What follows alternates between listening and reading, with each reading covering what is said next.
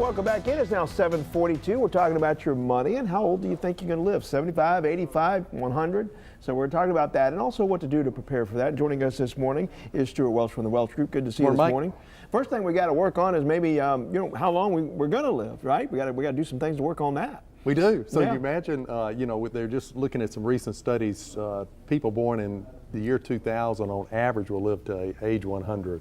Wow. So it kind of gets you thinking. Yeah. 1 in 10, if you're 65, 1 in 10 of you is going to live to age 100. So might be me. Well, Might if you live be that you. long, you hope you're in good health when you do. It is critical that you want to be in good health. So I think a couple of things we think about. We think about people living that long.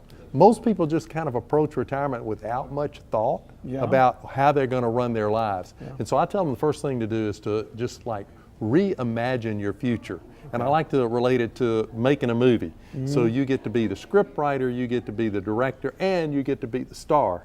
And so what would it look like? What do you want that to look like? Do you want it to be full of travel? Do you want it to be full of time with your children? Do you want to use it for time to help charities and do mission work, those kind of things? So think about what you want it to look like, and then what is it you need to do to make it look like that? What do you need to do that's going to be different? And we'll take a look at financially what you should be doing or should have done, but in order to get there, you really got to take care of yourself. That's a big part of that. It's really important. You know, a lot of people kind of let themselves go, and it's never too late to get back in shape. So I think both when I say take care of your body, I'm talking about both mentally and physically. Physically, you need to exercise regularly, and I think also around that is you want to eat well, so you want to pay a lot more attention to what you're eating. And you mentioned mentally because this is Brain Health Awareness Month, so it's a good time to bring that up.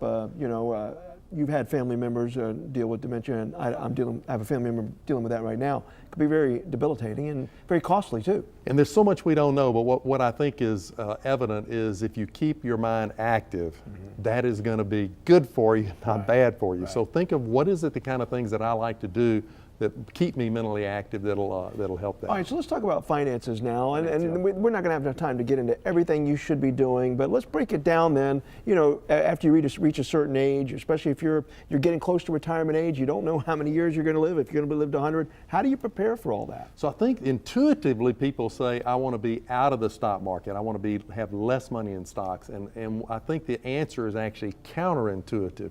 You're going to want to have more stocks, because if you're going to live 30 years, you're going to need the growth. You're going to need the growth that stocks are going to produce. And if you kind of say, I'm not going to do stocks, I'm going to do just bonds and CDs, you're going to run out of money in most cases. So I think this is where you probably need the help of a good financial advisor. We're working with our clients, we're using dividend-paying, dividend-growing blue chip stocks, and that's been really helpful. All right.